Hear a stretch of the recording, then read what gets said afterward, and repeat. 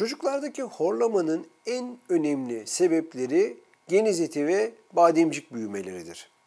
Bu tek başına geniz eti büyümesi ya da ikisi bir arada hem geniz eti büyümesi hem bademcik büyümesi tarzında olabilir. Geniz eti ve bademcik aynı tarzda dokulardır, lenf dokularıdır. Dolayısıyla mikrobik enfeksiyon geçirdiği zaman çocuklar bu dokularda irileşme meydana gelmektedir.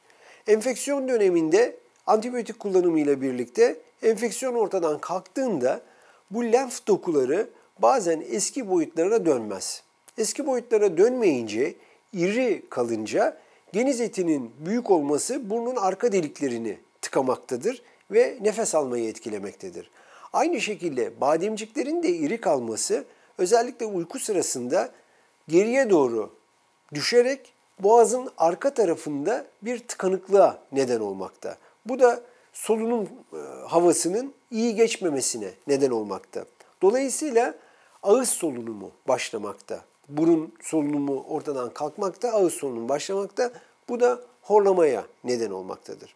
Yani çocukların genel olarak ağızdan nefes almaları, horlamaları, uykularında nefes yavaşlaması ya da nefes durması olması durumunda ilk bakılan yer geniz eti ve bademcik dokusunun büyüklüğüdür.